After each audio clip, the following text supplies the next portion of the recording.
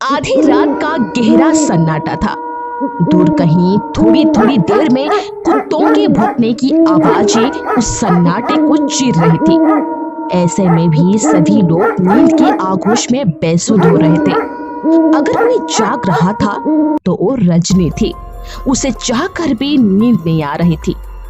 पास में ही अंकित सो रही थी। रजनी को रह रह कर अंकित पर गुस्सा आ रहा था। वो जाग रही थी मगर वो चादर टान कर सो रही थी। अंकित के साथ रजनी के शादी को 14 साल गुजर गए थे। वो एक बेटे और बेटी की माँ बन चुकी थी। शादी के शुरुआत दिन भी क्या दिन थी। उस शर्त रातों में एक ही रजाई में एक दूसरे से चिपक कर सोते थे। ना किसी का डर था ना कोई कहने वाला। सच, उस समय तो नौजवान दिलों में खिंचाव हुआ करता था। रजनी ने तब अंकित के बारे में सुना था जब वो कुंवारी थी। तब आधी आधी रात तक दोस्तों के साथ गपशप किया करता था।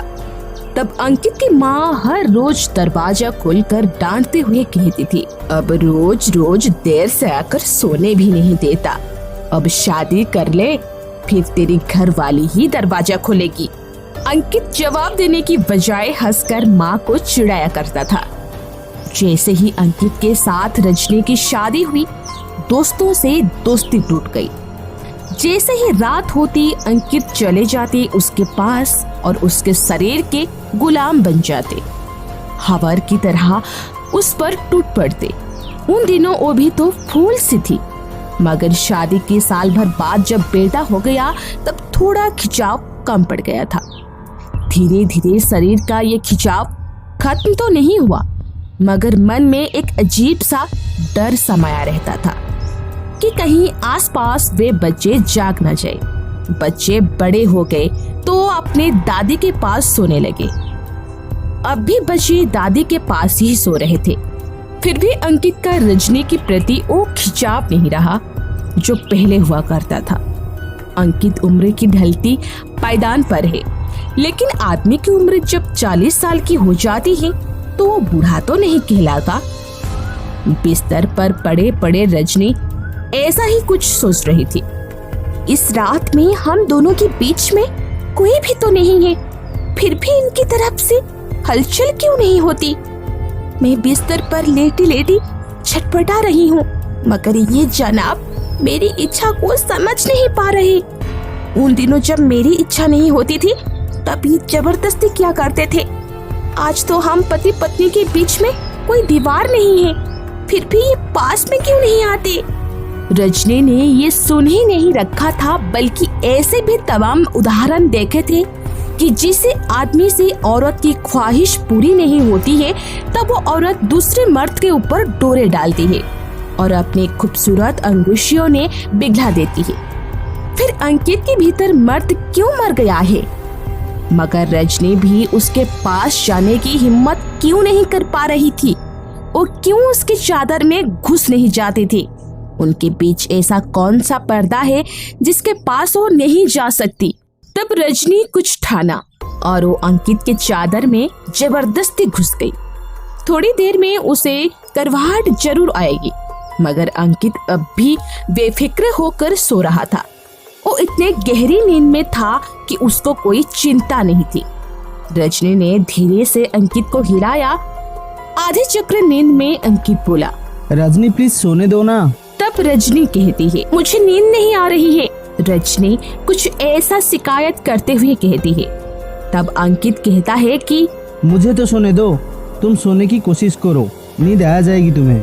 अंकित नींद में ही बड़बड़ाते हुए बोला और करवट बदलकर फिर सो गया। रजनी ने उसको जगाने की कोशिश की मगर वो नहीं जागा। फिर रजनी गुस्सा में अपनी चादर पे आकर लेट गई मगर नींद उसकी आंखों से कोसों दूर जा चुकी थी। सुबह जब सूरज ऊपर चढ़ चुका था तब रजनी सोकर नहीं उठी थी। उसकी सांस भी घबरा गई थी। सबसे ज्यादा घबराया था अंकित। माँ अंकित के पास आकर बोली, देख अंकित, बहू अभी तक सोकर नहीं उठी, कहीं उसकी तबीयत तो खराब नहीं हो गई है। अंकित बेडरूम की तरफ गया। देखा कि रजनी बेसुध सो रही थी। और चिल्लाते हुए बोला। रजनी उठो। तब रजनी कहती है कि सोने दो ना, क्यों परेशान करते हो। रजनी कुछ नींद में ही बड़बड़ाई। अंकित को गुस्सा आ गया और वो पानी का एक गिलास भरकर उसके मुंह पर डाल दिया। रजनी घबराते हुए उठी और कहा, सोने क्यों नहीं दिया तुमने मुझे? रात भर नींद नहीं आई, सुबह होते ही नींद आई और आपने उठा दिया। देखो कितनी सुबह हो गई है। तब आंखें मसल कर उठते हुए रजनी बोली, खुद तो ऐसे सोते हो कि रात को उठाए तब भी नहीं उठे और मुझे उठा दिया। इतना कहकर वो बाथरूम में घुस गई। ये एक रात की बात नहीं थी, तकरीबन हर रात की यही बात थी। रजनी मन ही मन सोचती थी, मगर अंकित में पहले जैसे खिंचाव नहीं रहा, या उसे उसका मन भर गया था। ऐसा सुना भी है कि जिस मर्द का एक औरत से मन भर जाता है, फिर उसका खिंचाव दूसरी तरफ हो जाता है। कहीं अंकित भी नहीं, मेरे अंकित उनके राहुल के जैसे नहीं है। सुना है कि मोहल्ले के भी सूरज सक्सेना की पति मालती का चक्कर उनके ही पड़ोसी राहुल के साथ चल रहा है।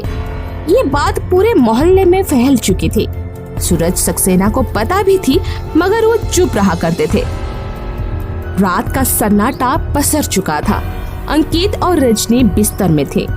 आज मुझे थोड़ी सी ठंड सी लग रही है। मगर इस ठंड में भी तो अब घोड़े बेचकर सोते रहते हैं।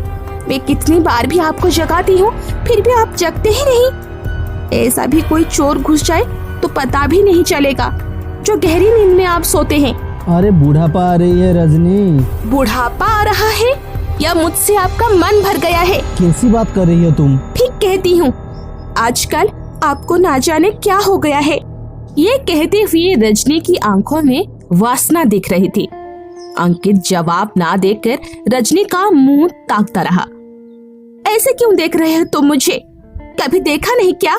अरे जब से शादी हुई है तब से देख रहा हूँ, मगर आज मेरी रजनी कुछ अलग से दिख रही है। कैसी दिख रही हूँ मैं वैसे ही तो हूँ जैसे तुम ब्याह करके लेकर आए थे। ये कहकर अंकित ने रजनी की ब्लाउज के बटन खोल दिया। हाँ, आप वैसे नहीं रहे जैसे पहले थे। क्यों भला? मुझ में बदलाव कैसे आ गया? मेरा इशारा अब भी नहीं समझ रहे हो आप?